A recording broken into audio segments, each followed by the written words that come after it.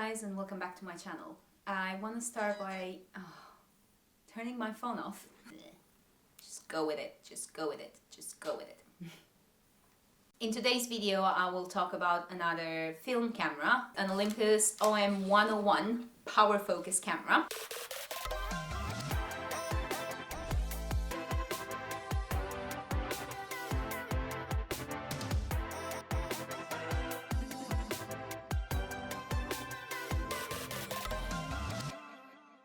Hi guys, and welcome back to my channel.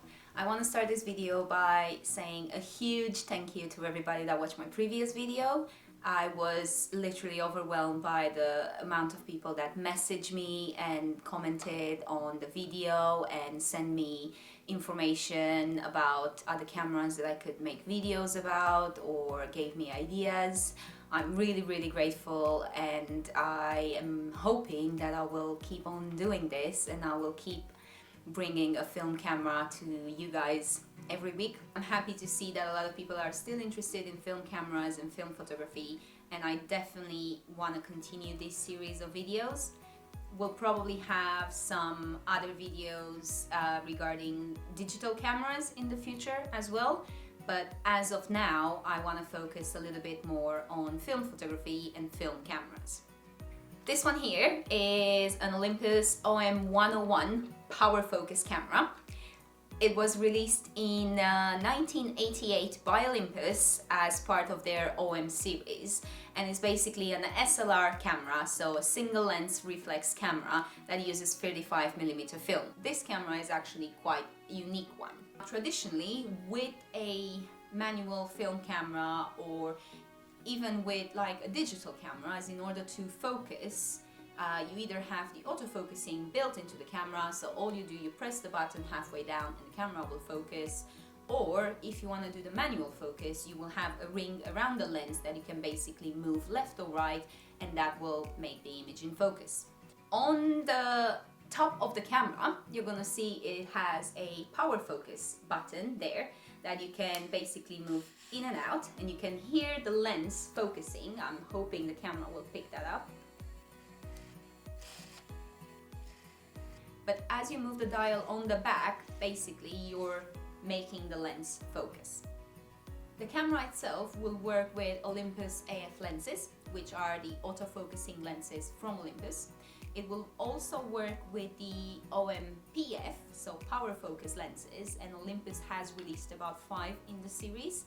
The one that I have on the camera here is the standard 50mm lens. That is the most common one that you can find. Basically, if you want to buy this camera, most likely it will come with that particular lens as standard, but it will also work with a standard Olympus OM lenses, like the ones that I have on my OM1 Olympus.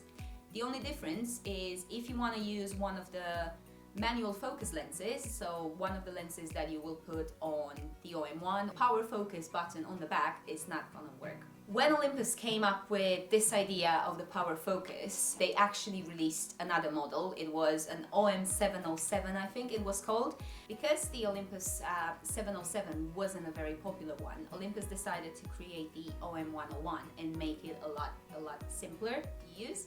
Now, the camera itself is pretty much fully automatic, apart from the fact that you do have to manually focus using the power focus button. It has a program mode, which is basically a mode where the camera will set up the aperture and the shutter speed for you automatically, will make sure that everything that you're photographing is going to be exposed correctly and all that. It works with 4 AAA batteries that will go at the bottom of the camera. It has a self-timer button, so you can put a camera on a tripod or on a table and then set it up so that it will take a picture for you. It has a mount for a flash gun, so you can actually get an Olympus compatible flash gun and use it with this particular camera. At the back you have the viewfinder, obviously the power focus button, and the slot where you can put the film in. Now, as I said, as standard, the camera itself is a fully automatic one. If you look on this side of the camera, you will see something quite interesting happening there, and that's where you can basically buy a manual adapter so that you can transform the camera from a full automatic one to a manual one. The adapter is this tiny thing, and what you have is basically an option for aperture mode and an option for the shutter speed. So there are two dials, one at the top and one at the bottom, and in the middle you have an open button that will allow you to open the back of the camera so you can put the film in or take the film out. In terms of using the camera, I really enjoyed it, mainly because of this power focus, and I think that's because that's the unique factor of the camera. It's quite interesting to use a film camera and know that you literally have a button that is focusing for you. I mainly use the camera in the automatic mode. Even though I did have the manual adapter, I didn't fiddle around with the settings, and I can say that I'm quite pleased with the results that I got so far. If you're looking to get a camera like this, I had a quick search around on Google. I was lucky enough to get a camera for free, but if you're thinking of buying one, there are lots of options on eBay at the moment. Now, the price range varies.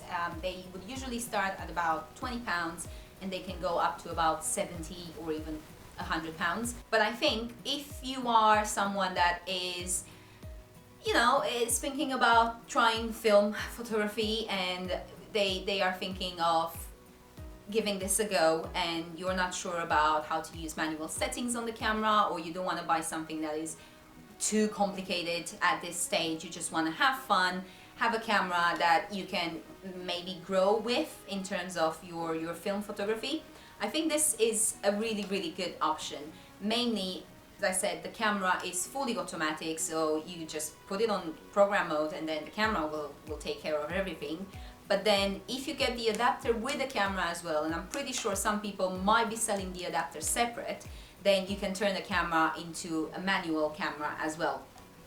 That was all for this video, guys. Let me know in the comments down below if you are thinking of buying a film camera, if you need any advice with what sort of camera to start with, if you need advice in terms of how much should you spend on a film camera, and any other questions regarding film photography that you might have, and I will happily answer all of you guys. Of course, if you like this video and if you like what I'm doing here, make sure you subscribe to my channel, make sure you hit the notification bell so that every time I upload a new video you will be sent a notification. And if you don't like it, that's absolutely fine. Leave a comment down below and I'll try to make the next one better. Until next time!